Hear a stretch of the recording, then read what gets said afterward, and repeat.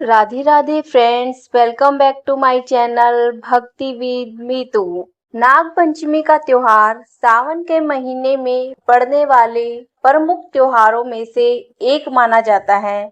इस दिन नाग देवता की पूजा करके उन्हें दूध पिलाया जाता है।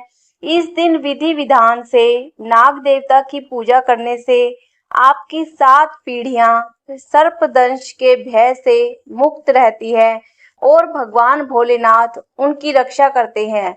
आइए आपको बताते हैं नाग पंचमी की पूजा विधि, महात्म्य और व्रत कथा। यह व्रत श्रावण मास के शुक्ल पक्ष की पंचमी को रखा जाता है, जो इस वर्ष 29 जुलाई 2025 को मनाया जाएगा।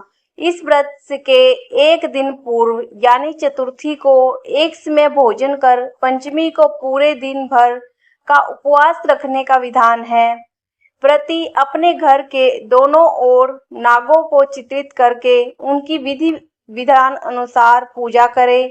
कुछ स्थानों पर लोग रस्सी से 7 गांठ लगाकर उसे सर्प का आकार प्रदान करते हैं।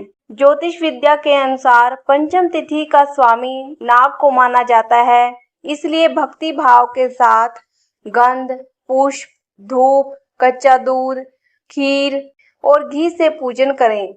सुगंधित पुष्प और दूध सर्पों को अति प्रिय होने के कारण इस दिन सपेरे नाग को दूध पिलाने के लिए कहते हैं और वस्त्र, अन्न भेंट स्वरूप पाते हैं। फिर ब्राह्मणों को खीर और लड्डुओं का भोजन कराएं। दूध या दूध से बने पदार्थ भी खिलाएं। इस व्रत के दिन सूर्यास्त के बाद भूमि खोदना वर्जित माना जाता है। आइए अब सुनते हैं नाग पंचमी की व्रत कथा। प्राचीन काल में एक सेठ जी थे, जिनके 7 पुत्र थे। 7 पुत्र विवाहित थे। इन्हीं 7 में से सबसे छोटे पुत्र की पत्नी काफी चरित्रवान और श्रेष्ठ थी, लेकिन उसका कोई भाई नहीं था।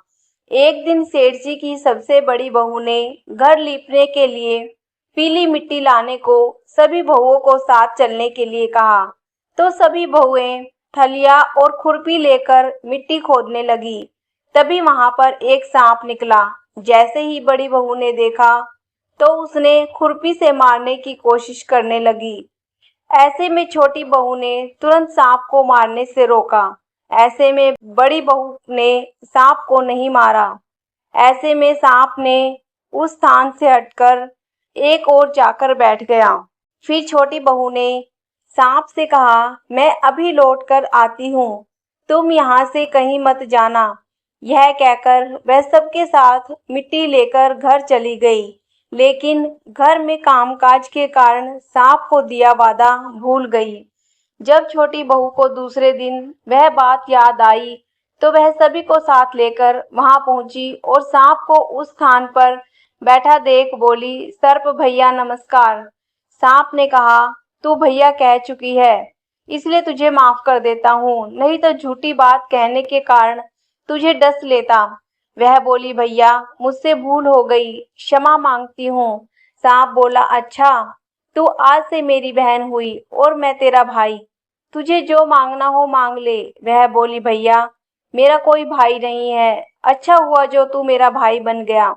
कुछ समय बीतने पर वह सर्प मनुष्य का रूप लेकर उसके घर आया और बोला कि मेरी बहन को भेज दो।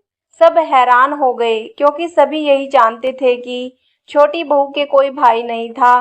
तो सर्प बोला, मैं इसका चचेरा भाई हूँ, बचपन में ही बाहर चला गया था। ऐसा सुनकर घर के लोगों ने छोटी बहू को उसके साथ भेज दिया।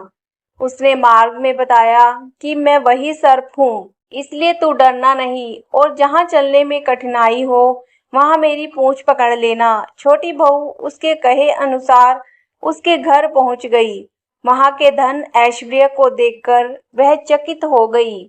एक दिन सर्प की माता ने उससे कहा, मैं एक काम से बाहर जा रही हूँ, तो अपने भाई को ठंडा दूध पिला देना।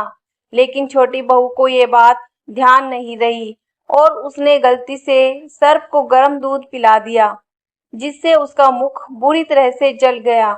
यह देखकर सर्प की माता बहुत क्रोधित हुई, परंतु सर्प के समझाने पर शांत हो गई।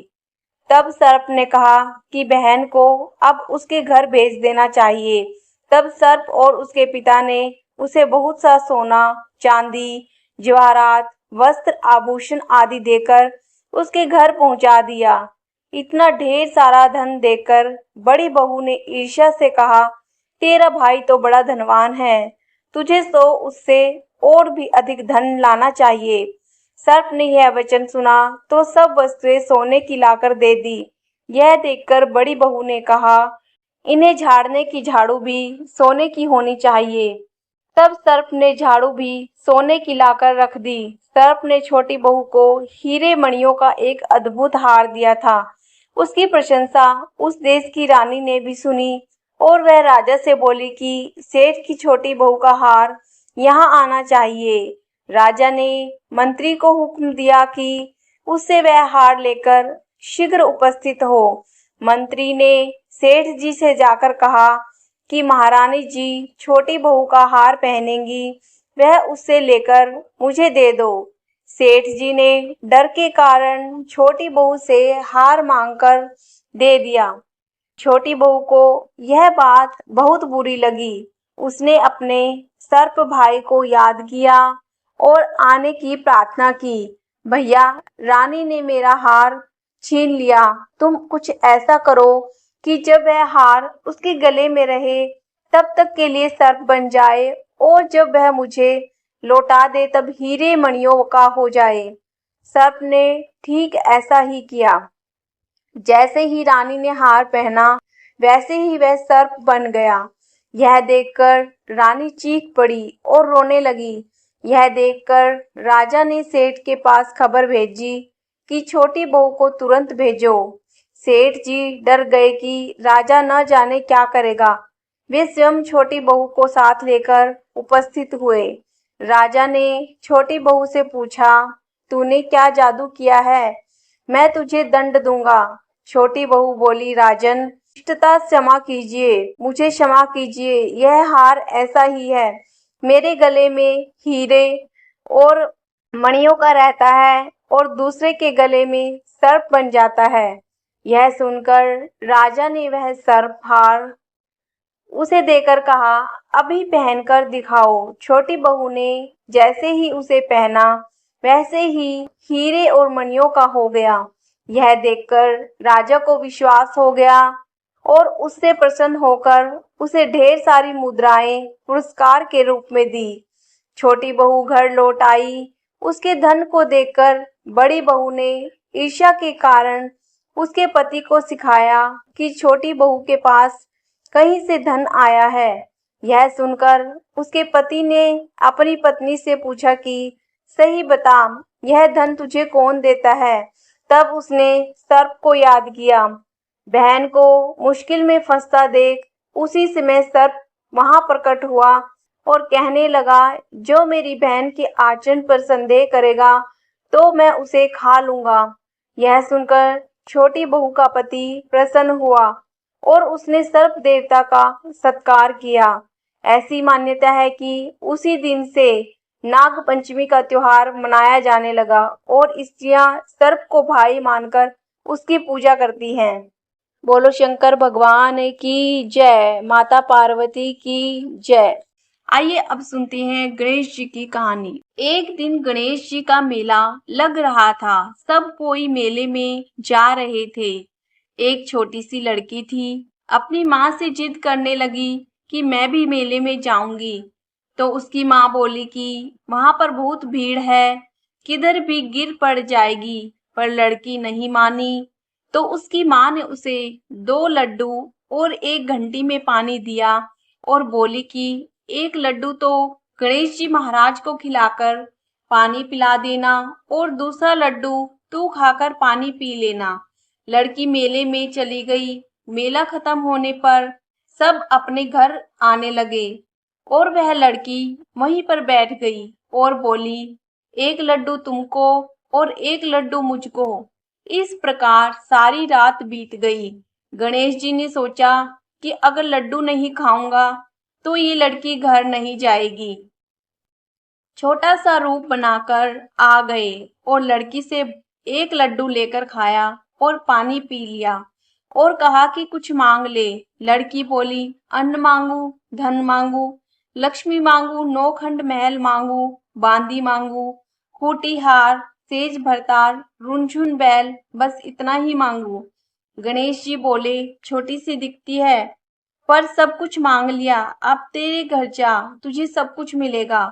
घर आई तो लड़की की माँ बोली, इतनी देर कहाँ लगाई? तो लड़की कहने लगी, मैं गणेश जी को लड्डू खिलाकर पानी पिलाकर आई हूँ। गणेश जी की कृपा से उसके घर में सब कुछ हो गया।